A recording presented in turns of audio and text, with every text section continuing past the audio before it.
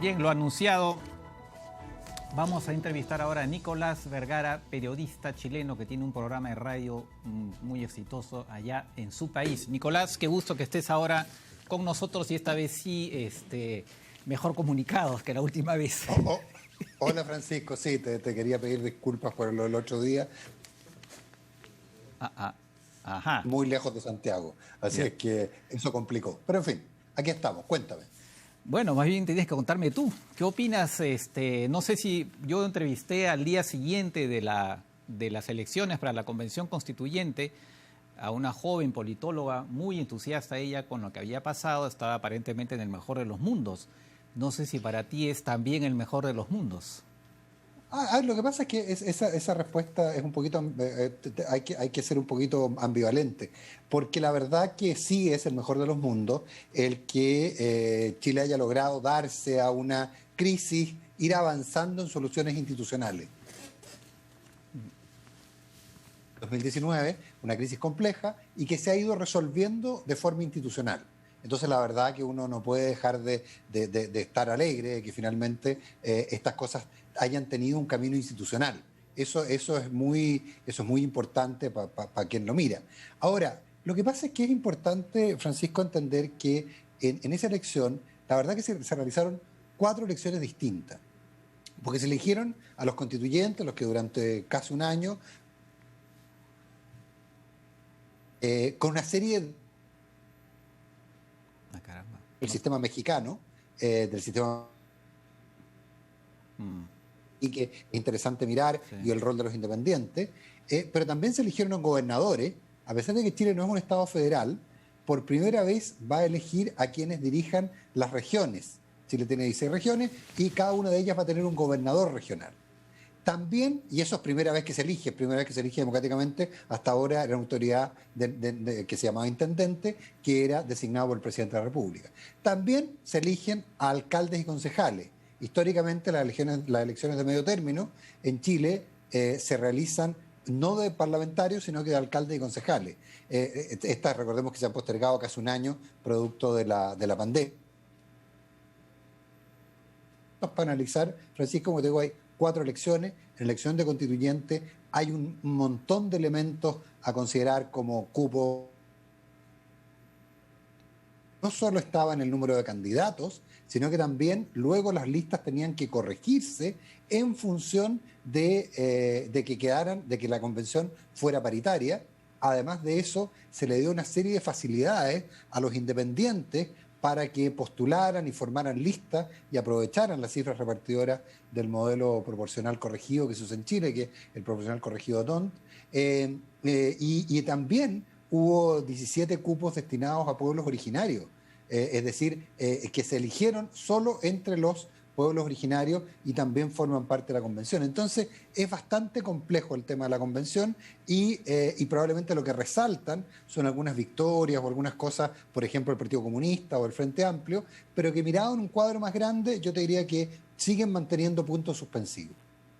Ajá.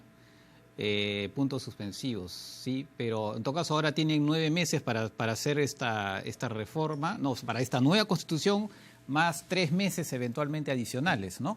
9 más 3, y luego de eso, que eso es lo interesante, porque ese es otro dato sui generis de las elecciones en Chile. En Chile tú sabes que al menos hasta ahora el voto es voluntario. Tú te inscribes automáticamente, no hay un acto formal de inscripción, tú te inscribes automáticamente en el registro electoral por el solo hecho de tener tu cédula de identidad, estás inscrito en el registro electoral cuando cumples 18 años, pero el voto es completamente voluntario, no hay ninguna obligatoriedad de votar. Cuando la constitución que redacta esta convención, al cabo de 9 meses más 3, lo más probable es que se utilicen los 12 meses, esa constitución es sometida a un nuevo plebiscito para aprobarla o rechazarla. Y ese plebiscito tiene voto obligatorio, tiene que ir a votar todo el mundo. De acuerdo.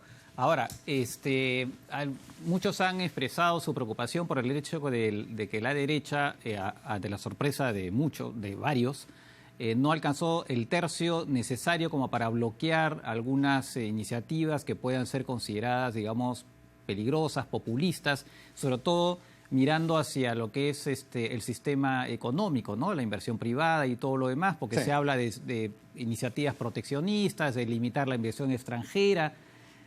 ¿Tú cómo ves eso, de la posibilidad de que este tipo de iniciativas puedan prosperar? Mira, a ver, está bien, es un hecho que la derecha no obtuvo un tercio que le permitiera tener una suerte de poder de veto, pero nadie consiguió el tercio que le permita vetar, es decir, se requiere llegar a acuerdos. Nadie por la simple mayoría, recordemos que las normas tienen que aprobarse por 2/3, recordemos que por simple mayoría nadie va a poder imponer su voluntad al otro, entonces hay una obligación de acuerdo. Por otro lado, si bien en la campaña se ha hablado mucho de derogar el sistema neoliberal, de terminar con un montón de cosas, de limitar o prohibir la inversión extranjera, de nacionalizar los recursos básicos, cosas bastante clásicas que uno escuchaba en listas que eran marginales, la única diferencia es que ahora esas listas sí consiguieron una representación significativa, pero no tienen la capacidad por sí solas de imponerlas. Entonces, eso te lleva a que finalmente haya un riesgo, pero ya van apareciendo, como siempre ocurre en estas cosas, tú sabes que en Argentina sostienen, no me acuerdo el nombre, pero tienen una especie de un dicho respecto a que la responsabilidad del político es inversamente proporcional a su cercanía con el poder. Es decir, si no tiene ninguna posibilidad de acceder al poder o de acceder a algún cargo, es absolutamente irresponsable en lo que promete. En la medida que se va acercando al poder, se va poniendo más responsable. Entonces yo creo que ahora, otra cosa es con guitarra, decimos aquí, y allá creo que también, sí. Otra cosa es con guitarra, ya tú te vas dando cuenta de que hay materias en las cuales vas a tener que llegar a acuerdo. Y además la Constitución, hay un gran constitucionalista chileno que se llama Patricio Zapata, que me hubiera encantado que estuviera en la convención, él es demócrata cristiano, me hubiera encantado que estuviera en la convención, pero no fue electo, pero él definía la Constitución como la casa de todos. Y también se ha hablado mucho de la necesidad de los mínimos comunes. Entonces, hay una obligación de acuerdo, Francisco, y va a ser difícil,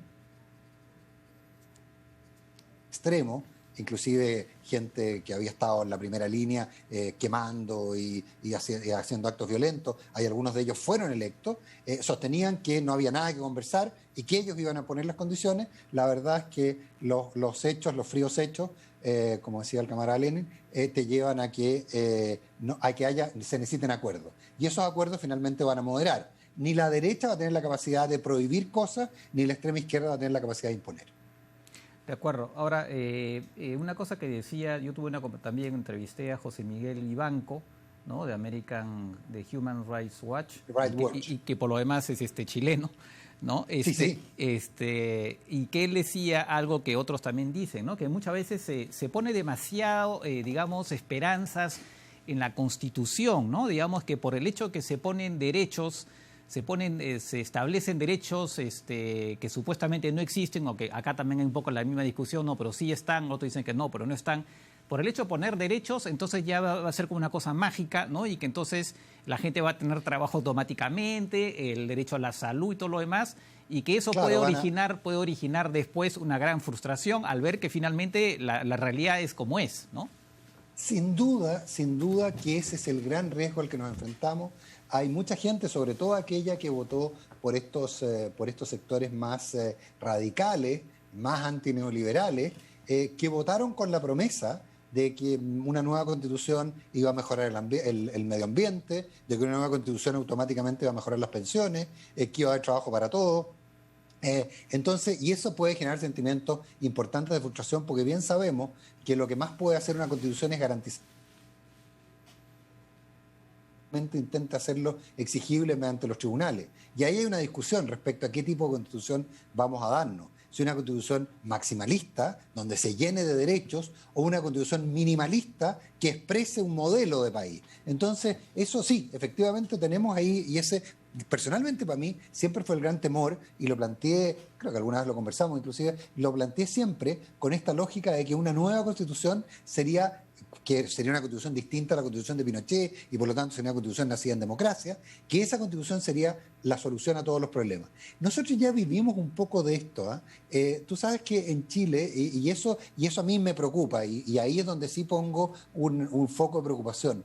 Y es la desconfianza de la gente en la clase política, el fracaso de los partidos en la elección de constituyentes. Nosotros ya vivimos un poco de esto, porque en Chile la constitución de Pinochet heredó, de la dictadura heredamos un sistema binominal que en la parte inicial del retorno a la democracia incluía senadores designados. Los excomandantes en jefe del ejército tenían derecho a ser por un periodo senadores designados y luego eran reemplazados por otros. Es decir, había una serie de cargos, uno no podía entender por qué los comandantes de las Fuerzas Armadas podían ser senadores y tenían un poder importante, un poder de veto muy importante. Hay que reconocer que no lo ejercieron tanto, que fueron bastante racionales en su uso. Pero esa institución primero desapareció en los senadores designados y se mantuvo el sistema binominal. Y el sistema binominal, como todos sabemos, tiene el problema práctico que sobrerepresenta a la primera minoría. Entonces generaba un problema. Y durante mucho tiempo la bandera de lucha de la izquierda fue terminar con el sistema binominal porque el fin del sistema binominal iba a resolverlo todo. Se terminó el sistema binominal, se estableció el voto voluntario. Sí, ahí yo estoy de acuerdo con José Miguel y con mucha gente, que ahí hay un riesgo importante respecto a lo que viene. Pero déjame hacer un punto, porque tú lo mencionaste, y se habla mucho que esto va a poder poner en riesgo el modelo chileno, etcétera, etcétera. Sin duda que es así.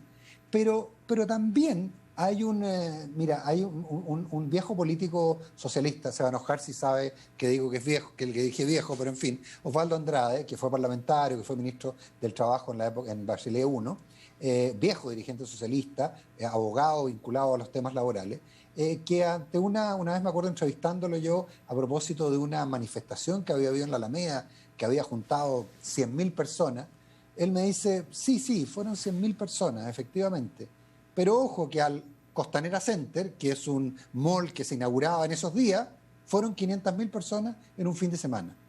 Entonces, ahí hay que tener cuidado porque los niveles de bienestar que ha adquirido Chile, y que es lo que en el resto de América Latina cuesta mucho entender, dicen, pero ¿cómo? Con esos niveles de bienestar se quejan. Bueno, tú la conoces bien, la trampa del ingreso medio, sí. Es decir, hay ahí la historia está llena, la historia económica, la historia política está lleno de casos de desarrollo frustrado, pero yo creo que ahí hay un núcleo de gente que no está dispuesta a sacrificar libertades. Ya pasó en el gobierno Bachelet cuando, por ejemplo, ella quiso intervenir directamente en la educación y, por ejemplo, tratar de evitar que la gente pudiera elegir los colegios en que mandar a sus hijos. Estoy exagerando porque no era así, pero quería hacer desaparecer la educación particular que recibía subvención del Estado. Y finalmente lo que ocurrió fue que solidificó la educación particular con dineros del Estado, prohibiéndole inclusive que hubiera copago, porque la gente quería elegir dónde mandar a sus hijos y no obligarlo a ir a un colegio que fuera 100% público. Entonces, yo creo que aquí, como te digo, hay que surfear un poco más y entender un poco que hay realidades que en Chile están muy instaladas y no estoy seguro, esto es una tesis, de que la gente esté dispuesta a renunciar a muchas de las libertades, niveles de consumo y bienes que ha alcanzado. Entonces ahí yo también te pondría otros puntos en suspenso. De acuerdo. Ahora, esto que tú mencionaste, el tema efectivamente del fracaso de los partidos, el rechazo, que por lo menos no es un tema mundial, eso se va en diversos países, lo vemos acá, en Europa, en Estados Unidos. Bueno, te tengo que confesar que nosotros siempre mirábamos el modelo peruano y decíamos, no queremos llegar a eso. Hoy día estamos muy cerca. Bueno, yo sé que en Chile se habla de la latinoamericanización de Chile, ¿no? Bueno, es una cosa que se dice. Pero es una de la soberbia chilena que nos ha costado tan caro en prestigio en muchas partes.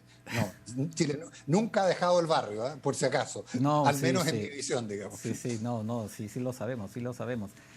Bueno, pero mira, claro, hay el tema un poco del descontento de estas clases medias, ¿no? Que ya se había expresado también en otros países. Yo siempre cito el caso de de Brasil en el año 2013, ¿no? Que eran ¿Te también... acuerdas? Claro, Sí, claro. las protestas masivísimas. Claro, así es, que estaban ligadas al servicio de transporte, en fin, ya se vuelven más exigentes, ¿no? Es una cosa lógica que se da y bueno, y lo que vemos en Colombia en general y bueno, el propio Chile. Entonces, como que hay efectivamente unos descontentos y eso está ligado también probablemente a lo que tú decías. Si hay descontento y por otro lado, los que tendría que hacer la correa transmisión de los problemas, digamos, de la gente, que son los políticos, como que hubiera una desconexión, pues es un poco la tormenta perfecta, ¿no? Exactamente. Entonces, claro, eso es lo que hace que finalmente se produzcan estas explosiones. Yo, por ejemplo, en el caso de Francia, con los chalecos amarillos, Francia es un país muy particular,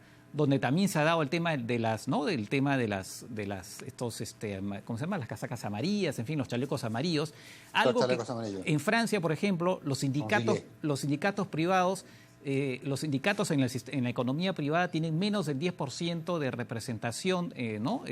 En cambio, en países del norte hay sindicatos muy fuertes, o sea, hay instancias de negociación, ya sean sindicales, ya sean políticos, algo que me parece que en los países latinos existe mucho menos. No sé si tú estás de acuerdo con ese análisis. No, bueno, muy de acuerdo, y quería hacerme cargo de algo que tú planteabas respecto del caso de lo que ocurrió en Brasil. Ojo, uno mirando, hay algunos elementos en común respecto a la situación en Brasil con la situación en Chile, en un particular elemento, y no solo en Chile, en varios lugares. Y después déjame dar un salto largo y llegar a China a partir de esto mismo. Y es que economías que empiezan a tener periodos de crecimiento muy sostenidos, que tienen cambios muy radicales en el nivel de bienestar de sus ciudadanos, cuando esas curvas, no te digo caigan, sino que empiezan a aplanarse, es decir, empiezan a crecer menos y a pegarse a algunos baches con crecimientos negativos, los niveles de insatisfacción son muy altos. Chile se acostumbró, Chile tuvo la década prodigiosa del retorno a la democracia, en que crecíamos al 8%, en Chile, piensa tú que nosotros, yo siempre saco la cuenta, cuando yo salí de la universidad, cuando entré a la universidad, el ingreso per cápita en Chile era de $2.800, corregido por paridad de compra. Hoy día es alrededor de 25.000. No son tantos años, yo ya estoy viejo, pero no son tantos años, digamos. Entonces, el cambio que se produjo es similar a lo que fueron los virtuosísimos primeros años de Lula en Brasil, ¿te acuerdas? Sí, que fueron espectaculares. Claro. Brasil, ¿te acuerdas cuando se hablaba de los BRICS? Que eran los que iban a llevar Brasil era la séptima economía del mundo, tiraba el carro de la economía mundial. Y finalmente, y es lo que algunos que analizan más largo, por eso quería llegar a China, los que dicen que es la explicación por la cual países como los nuestros, como Perú y como Chile, que somos exportadores de commodities, de mucho cobre, tenemos una cierta bonanza asegurada, porque China no va a permitir bajo ningún punto de vista que sus tasas de crecimiento caigan, porque eso sería el modelo, eso impediría que este modelo del Partido Comunista como partido único, dominando la política en China, se mantuviera. Entonces, finalmente, lo que hay es una visión respecto a que el problema no es el crecimiento, el problema es dejar de crecer. Porque muchas veces se dice que el problema es el crecimiento, y el problema es cuando se deja o se ralentiza, porque eso genera un fenómeno que acá hay varios autores que han descrito, que es un fenómeno de precariedad.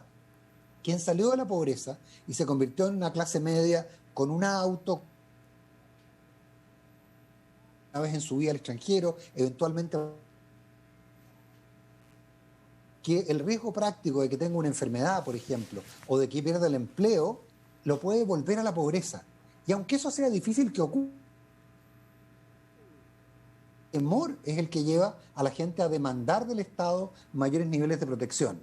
Y eso es lo que yo creo que hemos vivido en Chile, y es lo que muy hábilmente captaron los grupos de izquierda más radical, los grupos antineoliberales, identificaron una especie de estado de bienestar la oferta de un estado de bienestar que impediría aquello. El problema práctico de un estado de bienestar de ese tipo es de tal tamaño, de tal costo, que se hace inviable si no es en una economía fuertemente controlada. Entonces es un círculo muy complejo en el cual yo creo que nosotros vamos a entrar, si Chile definitivamente va a entrar en esa discusión.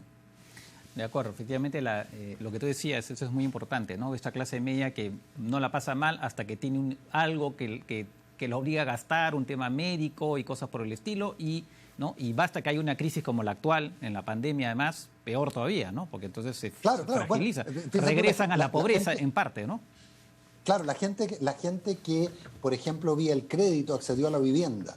Claro. Y el crédito, la posibilidad de servir el crédito está absolutamente vinculado al trabajo. Viene una pandemia y quien trabaja en el sector servicio en nuestros países tienen niveles importantes de economía. A mí no me gusta la definición de informal porque informal plantearía precario.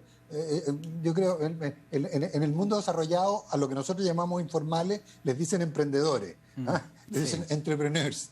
Entonces los emprendedores, que puede ser del señor que tiene un kiosco en la esquina hasta el que descubrió una aplicación en internet, están muy casados, muy alineados con los ciclos de la economía. Entonces viene algo como la pandemia y toda la certeza desaparece. Claro, claro. En el caso chileno hubo una anticipación a eso y que fue la fuerte corriente. Yo soy un partidario ferviente de recibir inmigrantes. Yo soy partidario ferviente, creo que a Chile le ha hecho muy bien la cantidad de inmigrantes que hemos recibido.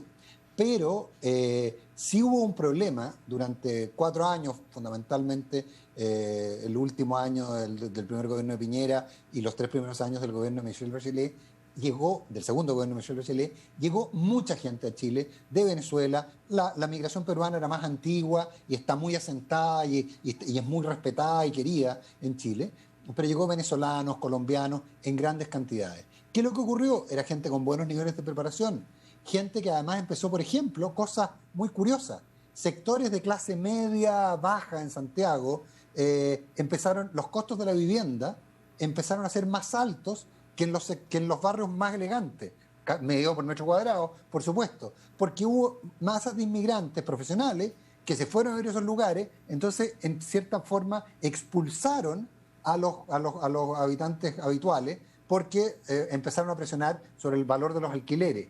Entonces, cosas muy pequeñas como esa, sobrepresión sobre las redes de salud, etcétera, todas esas que no pudimos suplir con gasto público, por un lado, y por otro lado también generaron una presión que es muy relevante también y que se ha definido mucho en la teoría económica, una presión no a la baja, pero sí a disminuir la tasa de crecimiento de los ingresos.